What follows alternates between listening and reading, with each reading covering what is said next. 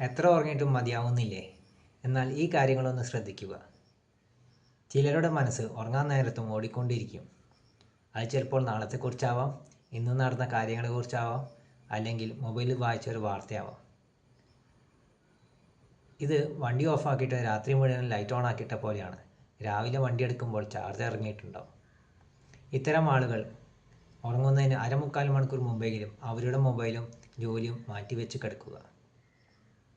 രണ്ടാമത്തെ കാരണം ജീവിതശൈലിയാണ്. നമ്മുടെ ശരീരത്തിനൊരു താളമുണ്ട്. കൃത്യസമയത്ത് ഭക്ഷണം കഴിക്കുക, കൃത്യസമയത്ത് ഉറങ്ങുക, എഴുന്നേൽക്കുക, മിതമായ വ്യായാമം ചെയ്യുക, പകലുറക്കം ഒഴിവാക്കുക. ഇത് ചെയ്തു കഴിഞ്ഞാൽ ശരീരത്തിന് അത്യാവശ്യം ഉന്മേഷം ഉണ്ടാവും.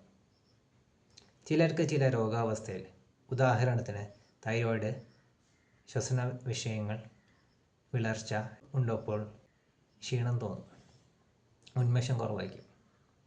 അവിടെ വിദഗ്ധ സഹായം തേടുക. നമ്മൾ ശ്രദ്ധിക്കാതെ പോകുന്ന ഒരു കൂട്ടം ആളുകളുണ്ട്. നിരന്തരം തീവ്രമായ പരിശീലനം നടത്തുന്നവർ, വിദ്യാർത്ഥികൾ, മത്സരാർത്ഥികൾ. ഇവിടെ നിരന്തരം ആവേശം കാണിക്കുമ്പോൾ ശരീരം മനസ്സും ക്ഷീണിക്കുന്നത് അവർ അറിയുന്നില്ല. ഇത്തരം ആളുകൾ കൃത്യമായ ഇടവേളകളിൽ വിശ്രമിക്കുക, ശ്വസന വ്യായാമങ്ങൾ ചെയ്യുക, റിലാക്സ് ചെയ്യുക. ഇത്തരം കാര്യങ്ങൾ ശ്രദ്ധിച്ചു കഴിഞ്ഞാൽ തന്നെ രാവിലെ എഴുന്നേൽക്കുമ്പോൾ ഒരു ഉന്മേഷമൊക്കെ തോന്നി തുടങ്ങും. ഇന്നത് തന്നെ ചെയ്തു തുടങ്ങുക.